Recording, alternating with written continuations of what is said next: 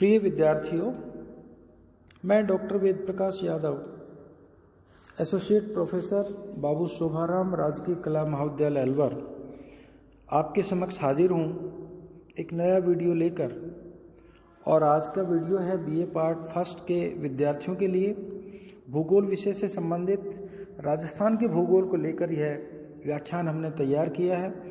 और इसका टॉपिक है राजस्थान के भौतिक विभाग। और इन राजस्थान के भौतिक विभागों के अंतर्गत दो विभागों का हम अध्ययन पूर्व में कर चुके हैं। एक थार के मरुस्थल का, राजस्थान के पश्चिमी मरुस्थलीय भाग का, और दूसरा अरावली पर्वत श्रृंखला का। आज हमारा यह तीसरा भौतिक विभाग है राजस्थान का पूर्वी मैदानी प्रदेश। तो आइए राजस्थान के पूर्वी मैदानी प्रदेश के बारे में हम जानकारी लेते हैं। यह कहाँ स्थित है, क्या इसकी भौतिक विशेषताएं हैं, इन तमाम बातों को लेकर के आज हम हमारे इस वीडियो में चर्चा करेंगे। राजस्थान का पूर्वी जो भूभाग है ये समतल और मैदानी भाग है। ये समतल मैदानी भाग राजस्थान के कुल 23.3% भाग में विस्तृत है। इस प्रदेश की जो सीमा है यह अरावली पर्वत के द्वारा निर्धारित हुई है। अरावली के पूर्व में ये स्थित है और पश्चिम में मरुस्थलीय भाग है। उत्तरी सीमा 50 सेंटीमीटर की जो समवर्षा रेखा है उसके द्वारा निर्धारित होती है। और इस मैदानी प्रदेश की दक्षिणी सीमा, दक्षिणी पूर्वी सीमा विंध्यन पठार के द्वारा बनती है। तो इसके बीच में जो क्षेत्र स्थित है ये है हमारा पूर्वी मैदानी प्रदेश। ये पूर्वी मैदानी प्रदेश प्रायः एक संप्राय मैदान के रूप में है। कापीय मिट्टी का जमाव यहाँ पर मिलता है।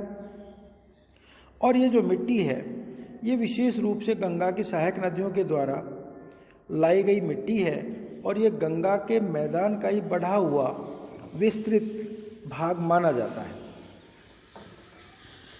इस प्रदेश में जो बहने वाली नदियाँ हैं इनमें चंबल है, बाणगंगा, गंभीरी, काकुंड, रूपारेल, साबी, पार्वती इत्यादि नदियां हैं। इन नदियों ने इस भूभाग में उपजाऊ मिट्टी को जमा किया है। और यहाँ के मैदान में चंबल बेसिन की जो निम्न भूमियाँ हैं, जैसे बनास का बेसिन है जो कांपी भूभाग है, संप्राय मैदान के रूप में जाना जाता है। इसी प्रकार से मध्यमाही और छप्पन का बेसिन जो है, छप्पन का मैदान है, वो भी इसी का हिस्सा माना जाता है, जो डूंगरपुर, बांसवाड़ा, उदयपुर, प्रतापगढ़ में है। छप्पन का जो मैदान है वो 56 गांवों का समूह है। इन 56 गांवों के समूह के आधार पर इसका नाम छप्पन बेसिन रखा गया है। तो ये पूर्वी मैदानी भाग है। इस पूर्वी मैदानी भाग में हम इसको अध्ययन की सुविधा की दृष्टि से संपूर्ण मैदान को एक साथ अध्ययन करने की बजाय 3 उप विभागों में विभाजित करेंगे और फिर हम इसका अध्ययन करेंगे। इसका पहला विभाग है चंबल बेसिन, दूसरा है बनास बाणगंगा बेसिन, और तीसरा है छप्पन का मैदान या मध्यमाही बेसिन। चंबल बेसिन की अब हम बात करते हैं। पहाड़ियों और पठारों से युक्त यह प्रदेश है। इससे अनेक नदियां निकलती हैं और इन अनेक नदियों, जिनमें मुख्य नदी चंबल है, इस आधार पर इसका नाम चंबल बेसिन रखा है। तो ये चंबल और उसकी सहायक नदियों से प्रभावित क्षेत्र है, जो धौलपुर, करौली, सवाई माधोपुर, कोटा, बूंदी जिलों का भाग इसके अंतर्गत आता है। चंबल नदी का जो उद्गम है वो महू नामक स्थान से है। महू नामक स्थान जो मध्य प्रदेश राज्य में है, वहाँ पर पहाड़ियाँ हैं जिनका नाम है जनापाऊ। वहाँ जनापाऊ की पहाड़ियों से ये नदी निकलती है और उसके बाद ये मध्य प्रदेश में प्रवाहित होती हुई ये राजस्थान में आ जाती है। 84 के आसपास एक गार्ज को पार करती है और उसके बाद ये राजस्थान में प्रवेश करती है। यह नदी अपने उद्गम स्थल से लेकर के यमुना के अंदर समा जाती है। वहाँ तक का जो क्षेत्र है ये अनेक सामान्य और विचित्र प्रकार की स्थलाकृतियों का निर्माण भी करती है। अनेक गौर्ज बनते हैं, जलप्रपात बनते हैं। बीहड़ भूमि इस नदी के द्वारा बनाई गई है। अवनालिका अपर्दन यहाँ बहुत हुआ है। उत्खात भूमि के रूप में क्षेत्र जाना जाता है। चंबल बेसिन में 5 से 30 मीटर गहरे खड्डे मिलते हैं, जो बीहड़ के नाम से, जिनको स्थानीय भाषा में खादर कहा जाता है, ये पाए जाते हैं। और इस संपूर्ण क्षेत्र को डांग के नाम से भी जाना जाता है। दुर्गम बीहड़ क्षेत्र है, उसको डांग कहते हैं स्थानीय भाषा में। ये दस्युओं का एक शरणस्थली बन गया है, डाकुओं की शरणस्थली बन गया है। इस संपूर्ण घाटी में देखें तो हम नवीन कांपीय जमाव मिलते हैं। भौतिक दृष्टि से अध्ययन करें तो नवीन कांपीय जमाव यहाँ पर मिलते हैं। बीहड़ों से प्रभावित जो क्षेत्र है वो लगभग 4,500 वर्ग किलोमीटर क्षेत्र है। 480 किलोमीटर लंबाई में कोटा से 12 तक ये विस्तृत है। इन बीहड़ों या भयंकर खड्डों का जो निर्माण है वो नवोन्मेष द्वारा हुआ है, किंतु भूमि के दुरुपयोग के कारण यह खड्ड भूमि और अधिक गंभीर बन गई है। बहुत ज़्यादा अपरदन से प्रभावित ये क्षेत्र है, और अपरदन से प्रभावित क्षेत्र होने के कारण ये बीहड़ों का निर्माण यहाँ पर हुआ है। मिट्टी की गुणवत्ता में भी फर्क आ गया है। इस तरह अनावृत क्षेत्र पर जो जल अपरदन का प्रभाव है वो सर्वाधिक पड़ता है। और बीहड़ निर्माण से पूर्व जो यहाँ की कृषि भूमि है ये बड़ी उपजाऊ थी, लेकिन अब ये कृषि क्षेत्र बीहड़ों में निरंतर शीर्ष अपरदन और अवनालिका अपरदन के द्वारा बदल गया है और ज़्यादा उपजाऊ भाग नहीं बचा है। दूसरा भाग है हमारा पूर्वी मैदानी भाग का, वो है बनास बाणगंगा बेसिन। बनास नदी कुंभलगढ़ दुर्ग से करीब 5 किलोमीटर दूर जो खमनोर की पहाड़ियाँ हैं वहाँ से निकलती है। और इस नदी का नाम जो बनास है ये वन की आस, वन की आशा से, ये वन चूँकि राजस्थान में अपभ्रंश रूप में वन को वन बोलते हैं और आस को आस बोलते हैं, तो ये इससे शब्द का नामकरण हुआ बनास, वन की आशा। मतलब इस नदी से मिलने वाले पानी से वन पोषित होता है और वन पल्लवित होता है, इसलिए इसका नाम दिया गया बनास। इस बनास बेसिन का जो सीमांकन है, ये यदि हम करना चाहें तो विंध्यन कगार द्वारा पूर्व में होता है, उत्तर में अरावली की पहाड़ियाँ और पश्चिम में जो 50 सेंटीमीटर की समवर्षा रेखा है उसके द्वारा ये बनता है। उत्तर में मालपुरा करौली का मैदान और दक्षिण में मेवाड़ का अरावला जो पहाड़ी प्रपाती स्कंद है ये इससे अलग होता है।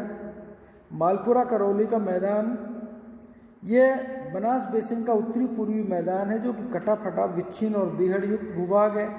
इसकी औसत ऊंचाई देखें तो 280 से 400 मीटर के करीब है। इस मैदान की ढाल की प्रवणता दक्षिण पूर्व से पूर्व की ओर पाई जाती है। कांपीय मिट्टी का जमाव यहाँ पर मिलता है। इसके साथ साथ यहाँ पर जो चट्टानें पाई जाती हैं उनमें नीस है, बलुआ पत्थर है। यहाँ पर जो बलुआ पत्थर है उससे कातला पट्टी का उद्योग काफ़ी विकसित हुआ है। करौली, माचलपुर, झाकरी, सागर, तिमनगढ़, कैला देवी आदि क्षेत्रों में और हिंडौन गंगापुर के मार्ग पर ये पत्थर राज्य के विभिन्न भागों में और देश विदेश में भी जाता है। अब बात आती है तीसरे भाग की, 56 के मैदान की। यह मैदानी भूभाग राजस्थान के दक्षिण में डूंगरपुर और बांसवाड़ा और साथ में चित्तौड़गढ़ का जो क्षेत्र है वहाँ पर है। माही नदी अपने उद्गम स्थल अमरोरू है, इसका उद्गम स्थल मध्य प्रदेश में, वहाँ से निकलती है और बांसवाड़ा में राजस्थान में प्रवेश कर जाती है। माही नदी के किनारे अवस्थित जो प्रतापगढ़ का भूभाग है वो कांठल कहलाता है। मध्य माही बेसिन का गुजरात की ओर वाला जो दक्षिणी भाग गहरा और कटा फटा है इसको स्थानीय भाषा में बागड़ कहा जाता है। यहाँ की जो नदियाँ हैं सोम, जाखड़, चाप, मोरेल, अनास, ये इसकी मुख्य सहायक नदियाँ हैं माही की। और इन सब से मिल कर के ये भूभाग बना है जो मैदानी भाग है। 56 गाँव का ये समूह है जिसको 56 बेसिन के नाम से हम जानते हैं। बांसवाड़ा में माही पर माही बजाज सागर बांध बनाया गया है और माही बजाज सागर जो बांध बनाया गया है ये माही की सहायक नदियों की ढाल प्रवणता यहाँ पर बहुत तीव्र है। ये इसकी एक विशेषता है। ये ढाल प्रमाणांक 8 से 12 मीटर प्रति किलोमीटर है। यही कारण है कि इस मैदान में जल विभाजक के उत्तर की अपेक्षा दक्षिण में अधिक अपरदन का प्रभाव दिखाई देता है। दक्षिण में स्थित भूभाग काफी गहरा है और कटा-फटा है, क्योंकि ढाल अधिक यहाँ पर है। यह क्षेत्र अधिक गहराई तक कटा-फटा होने के कारण इस विच्छेदित मैदान और पहाड़ी भूभाग को यहाँ बांगड़ के नाम से जाना जाता है।